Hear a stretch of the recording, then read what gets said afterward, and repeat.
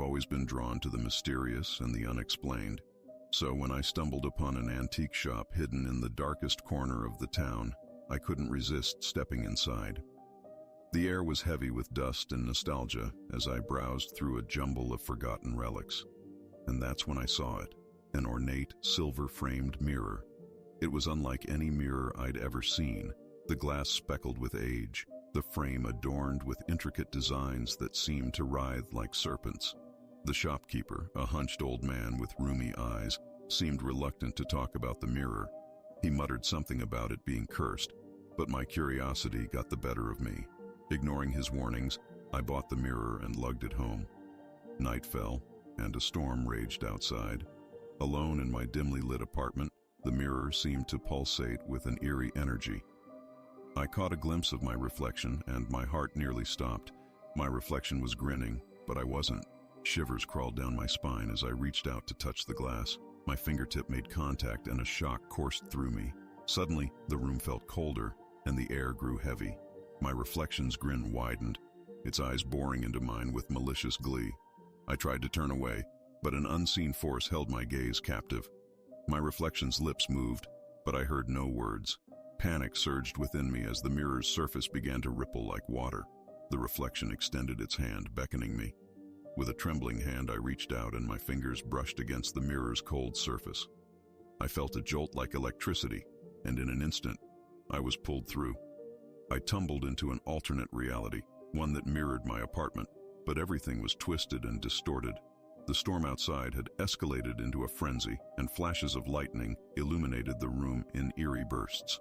The reflection grinned wider, its teeth elongated and sharp. It stepped out of the mirror, its movements jerky and unnatural. It circled me, and every time it passed, a whisper slithered into my ear. Words I couldn't comprehend, but that filled me with dread. As the whispers grew louder, I realized they were coming from the reflection itself. It was trapped for so long, yearning for release, and now it hungered to take my place in the real world. Panic surged through me as I realized I was trapped with the reflection, and it was now free to roam. With each passing moment, its whispers grew more intelligible, more horrifying. It spoke of ancient darkness, of forgotten rituals, of a hunger for souls. I stumbled backward, desperate to escape, but the room seemed to twist and turn, mocking my attempts. Time lost all meaning as I battled against the relentless presence. Days turned into nights, and the storm outside raged on, echoing the chaos within me. I was on the brink of surrender when a voice, an unfamiliar but grounding presence, cut through the cacophony. The shopkeeper's voice, chanting an incantation. In a final surge of willpower, I screamed the words along with him. The room trembled, and the reflection screeched, its form distorting and contorting.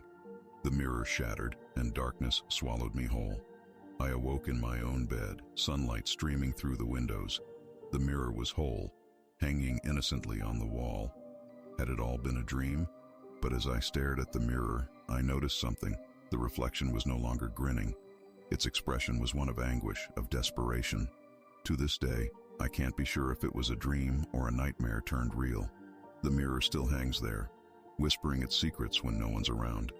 And on stormy nights, I can swear I hear its whispers carried by the wind, a haunting reminder that some mysteries should remain untouched, and some mirrors should never be gazed into.